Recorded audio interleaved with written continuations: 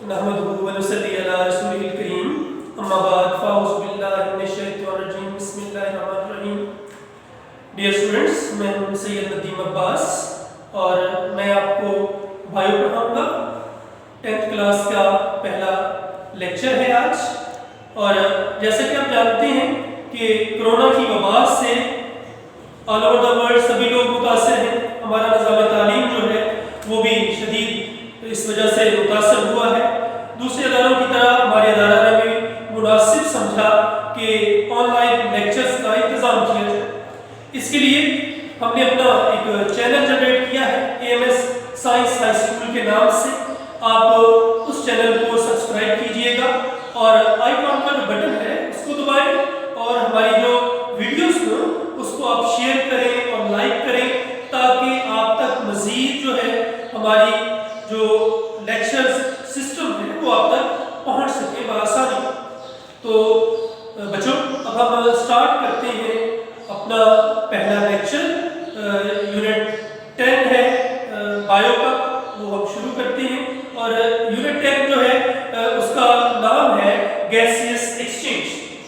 Gaseous exchange को उर्दू में कहा जाता है गैसों का तबादला। तो गैसों का तबादला जो है वो जानवरों में और पौधों के लिहाज से गैसों का तबादला है। और मेन टॉपिक्स जो इस यूनिट में हम पढ़ने जा रहे हैं, सबसे पहला जो टॉपिक है वो है गैसियस एक्सचेंज इन प्लांट्स, कि पौधों में गैसों का तबादला कैसे होता है, कौन कौन से प्रोसेसेस होते हैं, कौन कौन से स्ट्रक्चर इसमें यूज किए जाते हैं। फिर गैसियस एक्सचेंज इन ह्यूमन, इंसानों में गैसों का तबादला कैसे होता है, कौन सी गैस जो होती है वो एक्सपेल आउट की जाती है, कौन सी गैस जो है वो इनटेक की जाती है, और कौन कौन से ऑर्गन जो है इस काम के लिए इस्तेमाल किए जाते हैं, ये हम इसमें पढ़ेंगे।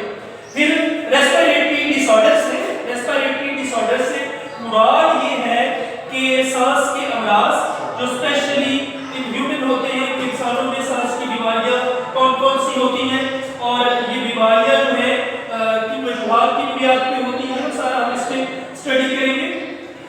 ये यूनिट स्टार्ट करने से पहले हमें कुछ इंपॉर्टेंट टर्म्स जो है उनके मुतालिक जो है वो पता होना चाहिए।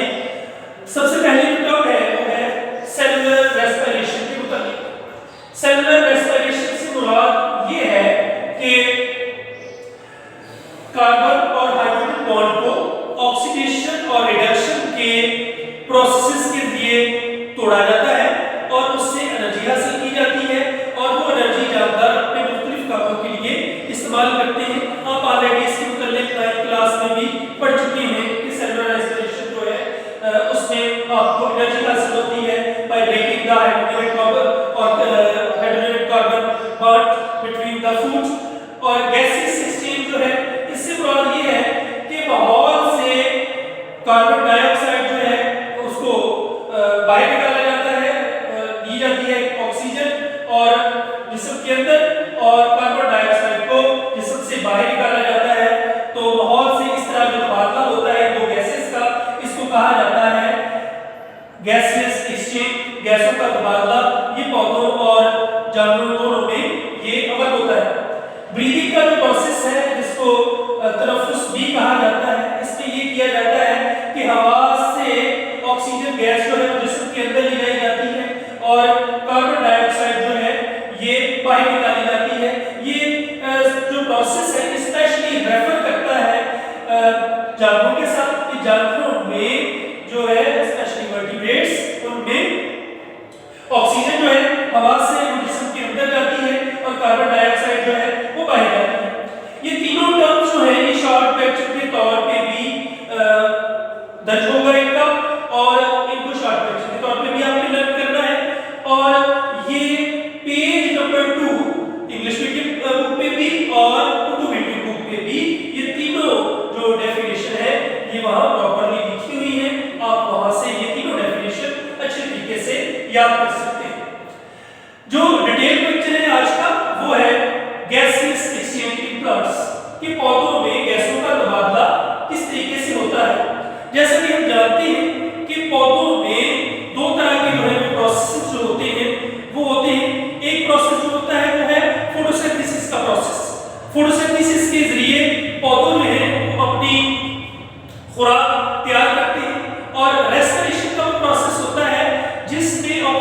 ऑक्सीजन की मदद से उस खुराक को तोड़ा जाता है, रेस्पायर किया जाता है और उसके नतीजे में कार्बन डाइऑक्साइड प्रोड्यूस होती है।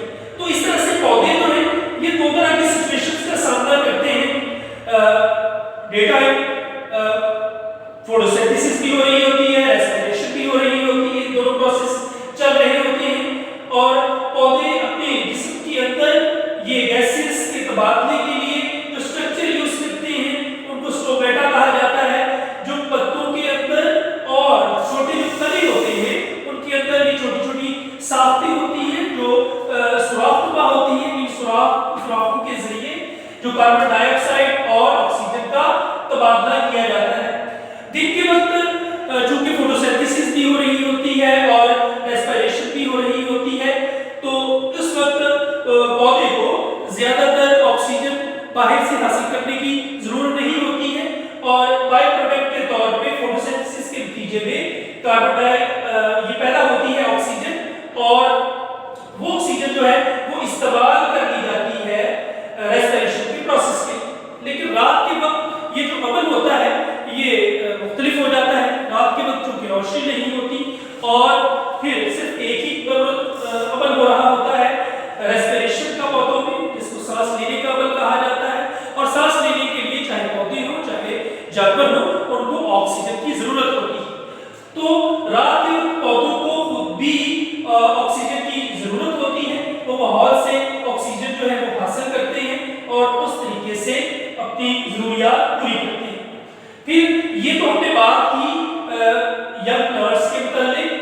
फिर कुछ पौधे ऐसे होते हैं जो वुडी प्लांट्स जिनको कहा जाता है, सख्त लकड़ी वाले जो पौधे होते हैं उनकी जो छाल होती है, उनकी जो बार्क होती है, बार्क इंग्लिश में बोला जाता है, तने की छाल में छोटे छोटे सुराख होते हैं जिनको लेंटिसेल्स कहा जाता है। जो पत्तों में सुराख होते हैं उनको स्टोमेटा कहा जाता है और जो तनों में छोटे छोटे सुराख होते हैं उनको लेंटिसेल्स कहा जाता है। ये वुडी प्लांट्स जो होते हैं इन लेंटिसेल्स के जरिए तबादला करते हैं गैसेस और कुछ छोटे पौधे होते हैं वो रूट्स के जरिए भी गैसेस का तबादला करते हैं। पट्टी के अंदर ऑक्सीजन जो मौजूद होती है उसको डिफ्यूजन के प्रोसेस के जरिए जिस्म के अंदर ले जाया जाता है और फिर वहीं से डिफ्यूजन के जरिए ऑक्सीजन जो है वो यूज की जाती है और कार्बन डाइऑक्साइड को बाहर निकाला जाता है। एक्वेटिक प्लांट्स जो होते हैं उनके अंदर जो आबी पौधे होते हैं वो डिफ्यूजन के जरिए ही इन गैसेस का तबादला करते हैं, कार्बन डाइऑक्साइड का और इसका ऑक्सीजन का। तो ये मुख्तलिफ काम हो रहे होते हैं स्टोमेटा के जरिए, लेंटिसेल्स के जरिए और जो प्रोसेस इस्तेमाल होता है वो डिफ्यूजन का प्रोसेस जो होता है इसके लिए इस्तेमाल होता है।